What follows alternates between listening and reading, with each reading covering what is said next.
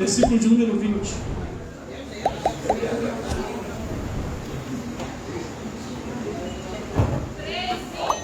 Três, 20. Diz assim a palavra do Senhor. Gênesis, capítulo 3, versículo de número 20. Amém?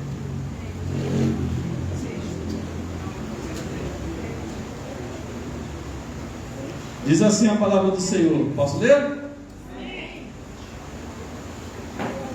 E chamou Adão o nome da sua mulher Eva, porquanto era mãe de todos os viventes. Amém? Pode sentar. Pelo lugar quero dar meus parabéns a todas as mães dessa noite que estão aqui presentes e as que não estão também. E eu quero dizer para você, mãe, que está aqui nessa noite, que me ouve, Deus é contigo. Deus deu a você algo todo especial, né? Que só a mulher pode fazer, que é trazer vida a esta terra. Eu louvo a Deus pela vida de cada mãe. Hoje eu não tenho mais a minha, mas eu louvo a Deus pela vida, pela mãe que Ele me deu, pela mãe que eu tive. Sintam-se abençoadas. Amém? Amados, um dia Deus olhou para um homem chamado Adão e falou para ele assim: eu vou arrumar uma esposa para esse camarada aí. Eu vou arrumar para ele uma disjuntora, uma mulher que vai fazer companhia para ele, uma mulher que para andar do lado dele.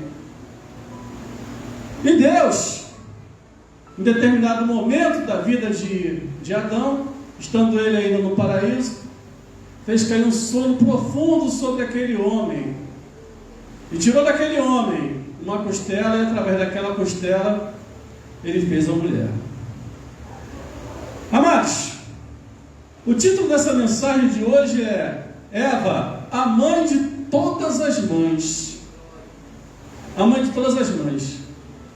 E através da vida dessa mulher chamada Eva, nós vamos ver coisas similares, né, ao que as mães passam nos dias de hoje, com uma pequena diferença. Ela foi a primeira a passar por tudo aquilo. Por quê? Porque ela não tinha mãe. Então ela teve que ter experiências na vida dela, únicas. Ele teve que ter experiências na vida dela, sem ter ninguém como referência para que ela pudesse chegar e dizer assim: como é que eu faço? Então, continuando aqui dentro da palavra, Deus cria um ser todo especial. Não tirou do barro da terra, tirou do lado do homem que já estava vivo e fez uma mulher que não passou pela gestação. Fez uma mulher que não passou pelo ventre. E colocou lá no paraíso para fazer companhia para o homem. E ali, eu quero discriminar aqui, para que os irmãos entendam bem o escopo dessa palavra, que ela foi a primeira namorada. Todo mundo aqui teve a sua primeira namorada.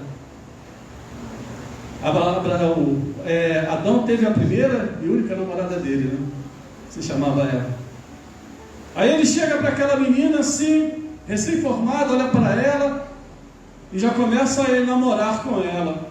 Já começa a olhar para ela e dizer assim: aí, você é osso dos meus ossos, carne da minha carne, viu? Já começou a cortejar.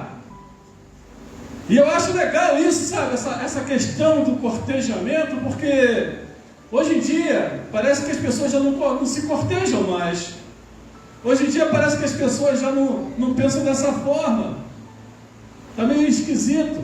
Para mim que sou da antiga, fica meio complicado até de entender. Porque quando eu era garoto, que eu comecei a namorar, eu queria conquistar. Eu não queria ser conquistado. Eu queria chegar, conversar com as meninas e convencer a ela que valia a pena elas apostarem em mim. É assim que eu pensava. Aí hoje em dia eu estava vendo uma reportagem, o camarada chega para a menina e fala assim para ela: já era. Aí eu olho para aquilo e disse: meu Deus, que grosseria. Para mim não rolou, não soa muito bem esse tipo de coisa. Eu acho que a mulher nasceu para ser mimada. Eu acho que a mulher nasceu para ser cortejada. Eu acho que a mulher nasceu para ser guardada. Eu acho que a mulher nasceu para ser protegida. E por que eu penso dessa forma? Porque Deus colocou isso no homem. Para ele guardar, zelar e proteger aquela que está do lado dele. Por isso que Deus tirou a mulher do lado do homem.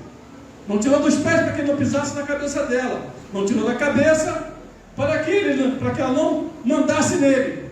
Né? E mais para frente nós vamos ver uma coisa bem interessante dentro dessa palavra aqui. Então, vocês veem que ela foi a primeira namorada de Adão, primeira e única. E aí, Adão chegou para Jeová e falou assim: Senhor, gostei dessa mulher que você fez para mim, viu? Quero casar com ela. Porque Deus, Ele não força ninguém a casar com ninguém. Se não tivesse desejo no coração de Adão de se casar com aquela mulher, ele não iria se unir a ela. Só que ela tinha um pai exigente, né? Era o próprio Deus. Aí Deus falou para ele assim: olha, tu não vai ficar enrolando a minha filha não, viu, cara?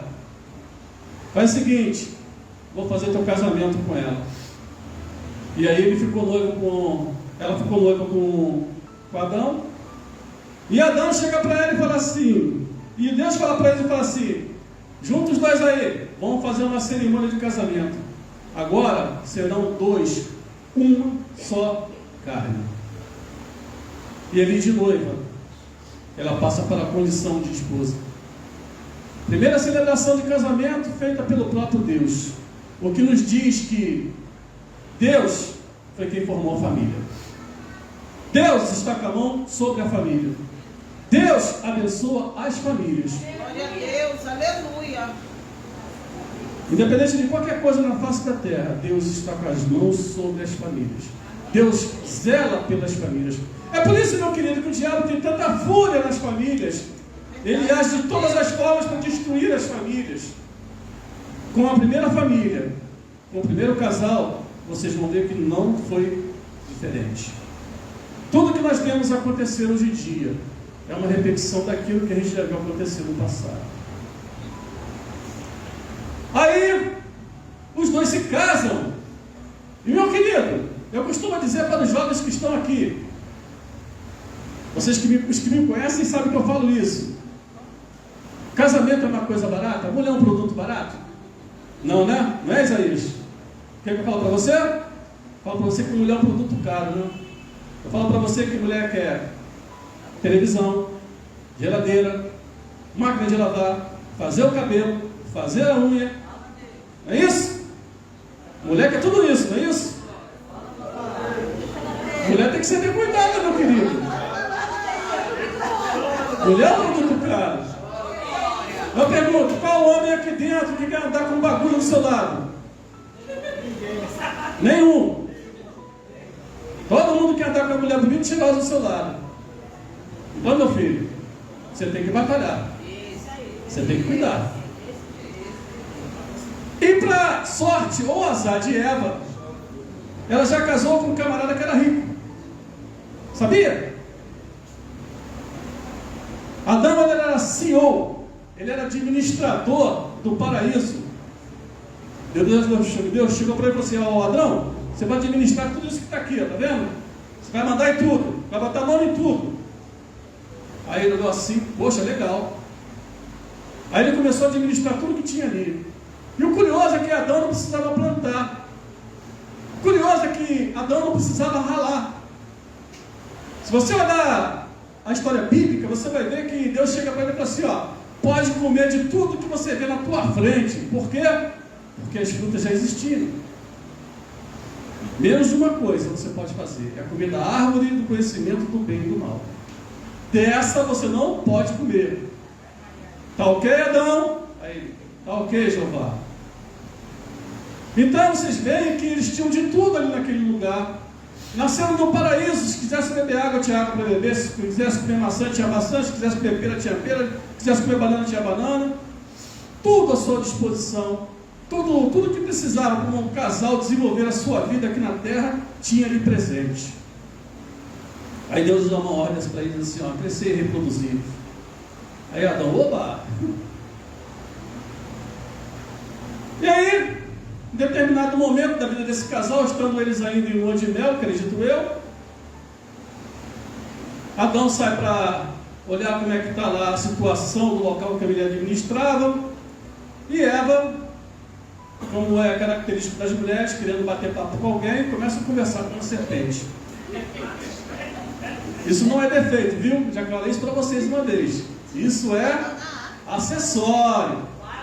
Eu costumo dizer, minha vida seria muito monótona se minha esposa não estivesse do meu lado, porque eu falo pouco e ela acrescenta na minha vida aquilo que está faltando. É dessa forma. É assim que funciona. É verdade ou não é? Se eu estiver mentindo, nós não pode falar. E dessa forma, ela acabou pegando um fruto que não era para pegar, comendo o que não era para comer, e aqui desse modo deu para o seu marido. E o seu marido, confundido com o que ele estava vendo, porque ele achou que comesse daquele fruto ia morrer e não viu a mulher morrer, pegou o fruto e comeu também. Então, o que aconteceu com Adão? O que aconteceu com esse primeiro casal? Eles foram expulsos do paraíso. Aí começa a complicação na vida de um casal. Aí começa a complicação na vida desses dois, porque na hora que eles tiveram que acertar a conta com Jeová, um ficou empurrando a culpa para o outro e começou a primeira coisa que a gente chama de DR, discussão de relacionamento. A culpa foi da serpente, a culpa foi da mulher que tu me deu, a culpa foi da serpente que me enganou, e ficou um empurrando a culpa para o outro, e Jeová falou assim: agora, Adão, a terra é maldita por causa de você. Você agora vai ter que comer do suor do teu rosto, e a terra vai produzir uma coisa que não existia na terra, espinhos. Você vai ter que plantar para poder comer. E chega para a mulher e fala assim: você, mulher, a tua descendência vai esmagar a cabeça da serpente e ela vai lhe ferir o calcanhar. Mas você dará luz com grandes dores de parto. E Deus, Ele faz uma coisa que acontece muito hoje em dia na vida de muita gente que tem uma vida assim, abonada, uma vida estável, uma vida tranquila. Do nada, ela vai experimentar uma mudança de situação. Coisa que acontece na vida de qualquer pessoa, que pode acontecer na vida de qualquer um. Ela vai sair do paraíso.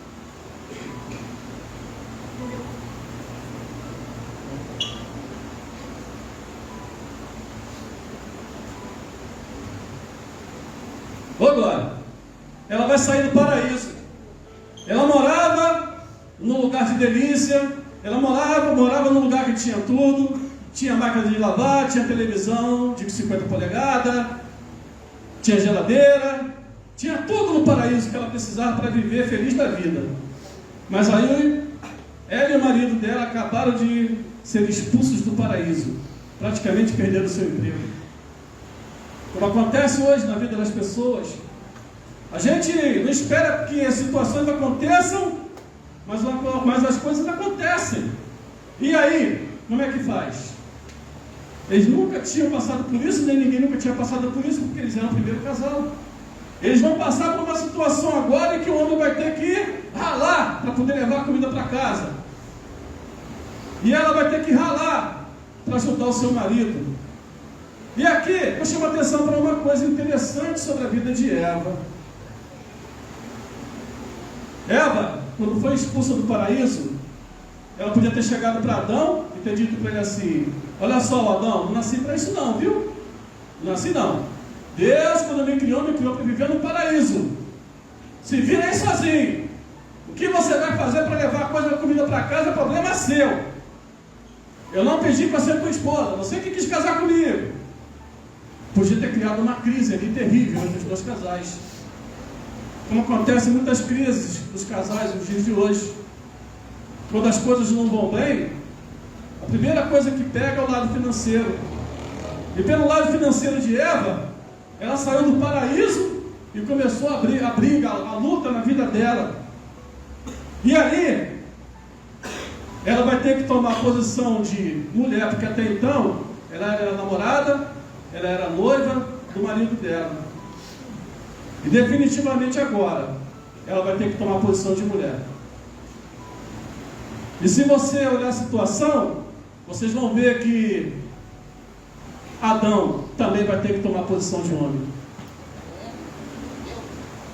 E ele começa mudando a situação quando ele chega para a mulher dele e muda o nome dela, porque até então ele chamava ela de varoa. Se você observar dentro do contexto bíblico, tiver aí a curiosidade de ler, você vai ver isso. Chamou ela de varoa, porque do varão ela foi tirada. E até então ela era varoa.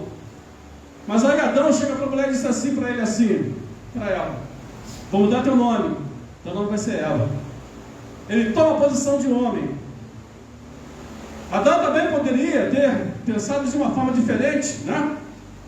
Quando ele saiu do paraíso também, ele podia ter feito assim um coque samurai, ele poderia ser pai de pet, ele podia ter ido plantar samambaia, mas não. Adão falou assim: eu vou tomar a posição de homem e você vai tomar a posição de mulher. Isso você vê quando ele muda o nome da mulher dele de varoa, que até então não era, para Eva. E o que significa? Eva, mãe de muitas vidas, ou aquela por quem vem a vida, ou aquela que traz a vida. Você saiu de lá do paraíso, mas você vai ser mãe de muitas vidas.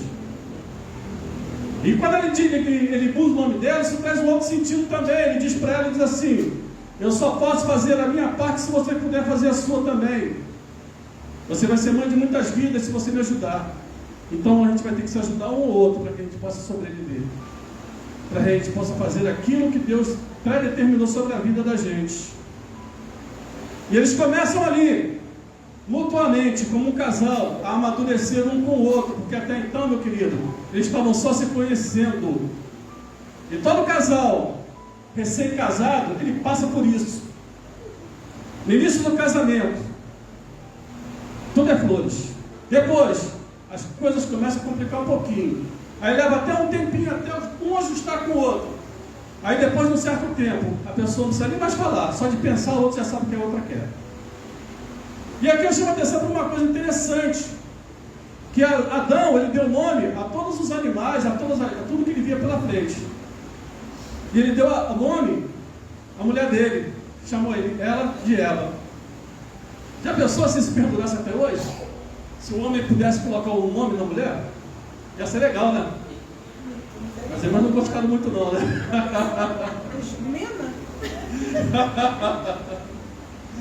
Mas, queridos, os dois toparam viver juntos, os dois toparam fazer uma família, os dois toparam ir em frente. E aqui, ela vai começar a trabalhar junto com o marido dela, e de esposa, agora ela vai ser a primeira mãe. As coisas vão começar a complicar, porque quando a mulher se torna mãe, aí começa a saga na vida da mulher. Imagina esse casal aqui. Tiveram dois primeiros filhos, um chamado Abel e o outro chamado Caim. Eles vão começar a crescer, mas até chegar ao ponto deles crescerem para poder ajudar o pai deles a fazer os afazeres domésticos, a ajudar a plantar, ajudar a cuidar dos animais, ajudar a trazer alimento para dentro de casa, ajudar a fazer a família crescer, leva um tempinho. E a mãe tem que cuidar dos filhos mais novos. E ali, ela não só cuida dos filhos, como cuida das coisas da casa. Ela vira a administradora de tudo que tem ali também. Porque o homem traz a comida, mas ela que estoca. O homem traz a comida, mas ela que diz o que está faltando e o que está deixando de faltar. O homem traz a comida, mas ela chega ali, ela que dá a comida para o filho, aquele de colo, aquele mais novo. E aí que eu chamo a atenção para umas coisas, para um pequeno detalhe que eu esqueci de falar. Quem aqui é mãe, teve como referência a sua mãe. Eva não teve referência de ninguém. Então imagina quando ela teve o primeiro filho dela, como é que foi que ela se sentiu? E agora? Como é que eu faço? E agora? Qual é o procedimento? E agora? Eu me lembro que quando a minha esposa teve a minha primeira filha, a minha sogra foi lá em casa e falou assim: força, mulher, tá de mamar pro teu filho. A minha esposa dizia: tá doendo, mãe, tá doendo. É assim mesmo, daqui a pouco você acostuma. Mas isso por quê? Porque a minha esposa tinha uma mãe que foi lá para auxiliar ela e ensinar ela os primeiros passos de ser uma mãe. Eva não tinha ninguém para fazer isso, não teve ninguém para fazer isso por ela. Eva, como mãe de todas as mães, teve que aprender a fazer tudo sozinha. Teve que aprender a dar banho na criança, a trocar a fralda, sem ter ninguém para ensinar a ela como é que se fazia isso. Teve que amamentar o seu filho, sem saber como é que era o procedimento, porque tudo que ela sabia a respeito de nascimento era o que ela via a respeito dos animais que viviam em volta deles. Teve que chegar ali e cortar o cordão umbilical instintivamente, porque até então ninguém tinha sido mãe, nenhuma mulher tinha sido mãe humana, e ela não sabia como é que era. Ela teve que aprender tudo. E ela teve que educar os seus filhos também, para que os dois crescessem dentro dos caminhos do Senhor. E aqui eu chamo a atenção para mais um detalhe sobre a vida dessa mulher. Porque ninguém cria seus filhos para se perder. Nenhuma mãe cria o seu filho para que ele venha partir antes dela. Nenhuma mãe cria o seu filho para chorar a morte do seu filho. Nenhuma mãe cria o seu filho para ele dar o que não presta. E às vezes eu vejo pessoas até com um certo grau de crueldade, chega às vezes perto de um pastor que tem um filho desviado, ou de uma irmã que tem um filho desviado, e chega para ele: olha, você não é da igreja, você não é da oração, você não é pastor, você não é pastora, você não é discípulo de oração. Como é que os teus filhos estão desviados? Se vocês olharem a situação de Eva, vocês vão ver que ela passou por isso. Porque Eva criou os seus caminhos, os seus filhos, dentro do caminho do Senhor. E ela não queria que seus filhos se perdessem. E aí, ela vai passar por um problema. Ela vai passar por um drama familiar como ela nunca pensou que ia passar na vida dela. Todos nós temos os nossos dramas familiares para contar. Se fosse dar oportunidade aos irmãos aqui, meu Deus, cada um contaria cada coisa. Uns falariam de seus filhos desviados, outros falariam de alguns familiares que passaram por determinadas situações. Eu lembro de uma família que passou por um drama terrível lá em Lópolis, em que a filha dele de 9 anos, foi estuprada por 2 marginais dentro de casa, e eles ficaram trancados no banheiro, e lá eles clamando a Deus, e o diabo os marginais lá, sendo usados pelo diabo, dizia: clama mais, enquanto estavam abusando da menina. E aqui Eva vai passar por um drama familiar também, o primeiro drama familiar da história. O seu filho, Caim, por ciúme do irmão, por inveja do irmão, vai matar o seu irmão. Pensa como é que ficou a cabeça dessa mãe. Pensa como é que ela administrou essa situação. Porque ela sabia os filhos que tinha. Ela sabia quem era Caim e sabia muito bem quem era Abel. Creio eu que muitas das vezes ela deve ter puxado a orelha de Abel, de Caim, e ter falado assim: meu filho, não faça isso porque isso está errado, isso não vai bem. E Caim chegava, dava de ombro assim, virava as costas para a mãe e saía resmungando, como muitas das vezes a gente vê certas crianças fazendo. Mas ela procurou, como mãe, criar os dois dos mesmos caminhos do Senhor. Tanto que, no momento em que os dois vão oferecer o holocausto lá, os dois estão oferecendo o holocausto ao Senhor. Só que Deus aceitou de um e puxou a orelha do outro. E ele com ciúme vai e mata o seu irmão. E aí como é que fica o coração dessa mãe? Qual é a mãe que quer perder o seu filho? Qual é a mãe que quer ver o seu filho morrer? E ali nesse caso, um filho mata o outro. E no mesmo dia, ela não perde só um filho, ela perde 2. Ela perde 2 filhos. E eu imagino ela e o esposo dela, juntos abraçados, orando por causa daquela desgraça que aconteceu no seu seio familiar. Porque não era isso que eles queriam que acontecesse. E aí, a mulher tem que ter força para superar. E aí, a mulher tem que ter força para entender a situação. E aí, vamos ver mais uma característica na vida de Eva, que eu trago para a gente meditar nessa situação. É que Eva, apesar de ter perdido seus filhos, de uma maneira trágica, ela não perde a fé. Ela não perde a fé. Ela tinha uma promessa de que Deus, através dela, iria esmagar a cabeça da serpente. Ela tinha uma promessa de Deus sobre a vida dela. Sabe, meu querido, Deus tem uma promessa sobre a tua vida também. Para as mães que estão aqui presentes, Deus tem promessa para vocês nesta noite. Deus tem vitória para vocês nesta noite. Deus vai mudar a situação para vocês nessa noite.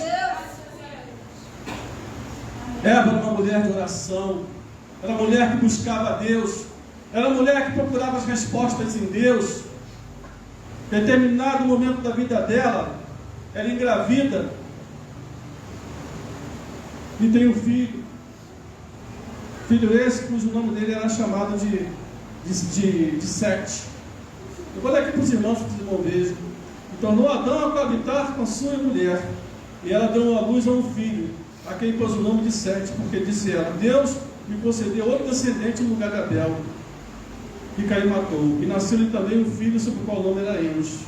Em outras palavras, diz assim: Deus me abençoou. Ela procurava a bênção do Senhor.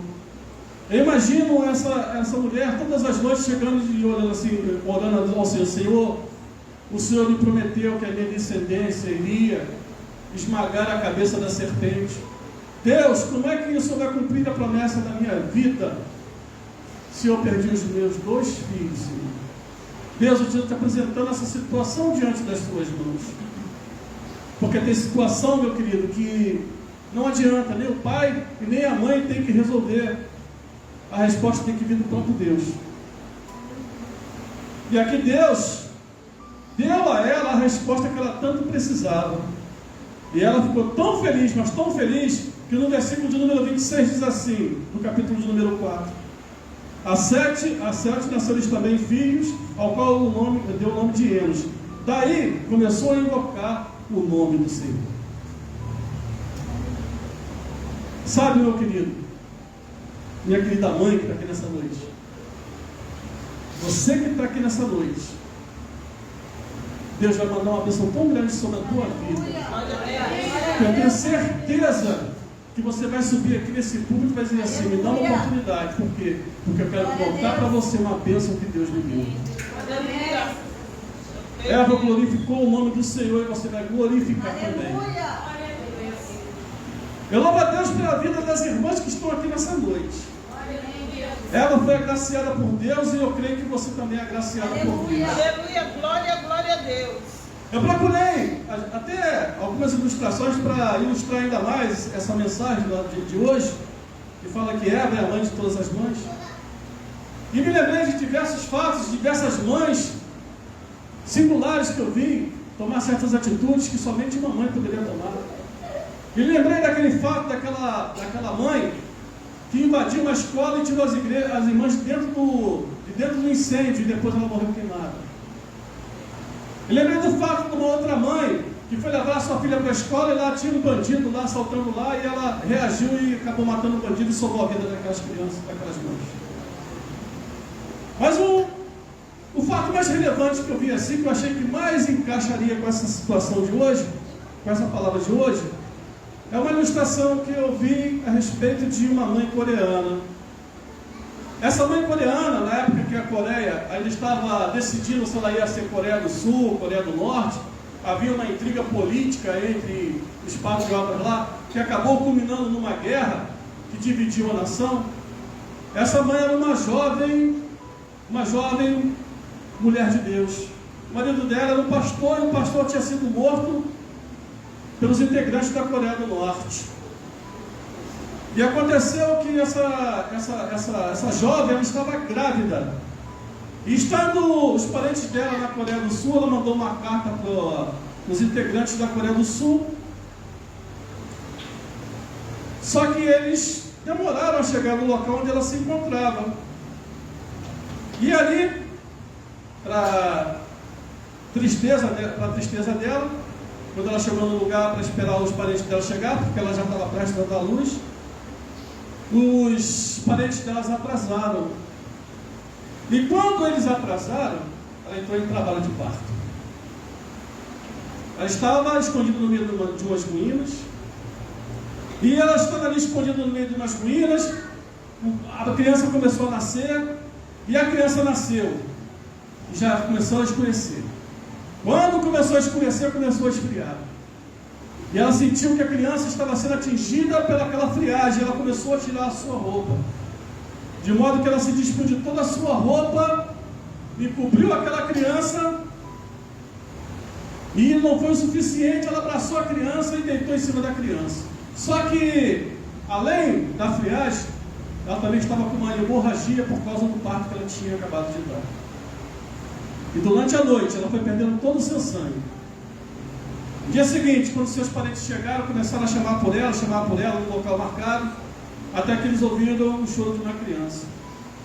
E quando eles chegaram lá, eles viram que a mulher tinha perdido todo o seu sangue, mas que a criança estava viva. E então eles entenderam o que tinha acontecido. E pegaram a criança e levaram a criança. E aquela criança cresceu. E no dia que aquela criança cresceu, os parentes chegaram para ela e contaram para ela tudo o que tinha sucedido. E aí aquela criança, ouvindo aquela história a respeito da mãe dele, fugiu. Os parentes ficaram procurando em todos os lugares até que alguém teve uma seguinte ideia: será que ele não foi lá, naquele lugar onde a mãe dele foi enterrada, para ver a cova da mãe dele? E aí os parentes se reuniram e partiram todos para aquele lugar. Quando chegaram naquele lugar, o menino estava lá de frente para o túmulo da mãe. Ele tirou todas as suas roupas, se despiu de tudo que ela tinha e depositou tudo sobre o túmulo da mãe. E os parentes, chegando próximo, bem vagarosamente, ainda conseguiram ouvir o menino murmurar o seguinte: obrigado, mãe, por ter morrido para me dar a vida. Só o amor de mãe pode fazer isso.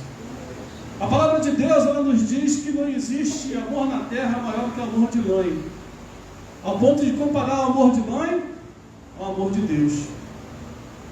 No livro de João, capítulo 16, versículo 21, diz assim: a mulher, quando está para dar à luz, sente tristeza, porque é chegada a sua hora. Mas depois de ter dado à luz a criança, já não se lembra da aflição, pelo prazer de haver nascido um homem no mundo. Olha que palavra linda da parte do Senhor. Deus muitas das vezes compara a mulher, com determinadas situações. E aqui eu quero fazer um paralelo sobre um acontecimento que aconteceu há 2.000 anos atrás, onde um homem foi levado ao matadouro. Ali, ele foi despido de todas as suas vestes. Ali, ele perdeu todo o seu sangue. Para quê? Para que hoje nós pudéssemos ter vida, e vida em abundância. Para que hoje eu pudesse estar aqui, para que hoje você pudesse estar aí, meu irmão. Eu termino essa mensagem dos Dias das Mães aqui, Aleluia! convidando você Glória a Deus! que aceite esse Jesus, que veio para gerar vida sobre as nossas vidas, que veio para permitir que nós tivéssemos vida eterna e vida eterna com Deus. Se você ouviu essa mensagem, entendeu essa mensagem que foi ministrada nessa noite, meu querido, eu te peço que você, aí na sua casa, dobre o seu joelho, aceite Jesus como seu único e suficiente Salvador. Para você que está aqui na nave, como diz o meu amigo André, que ainda não aceitou Jesus, eu peço a você que a oportunidade está aberta, vem aqui na frente que nós queremos orar por você. Se não tem, eu agradeço a oportunidade em nome de Jesus.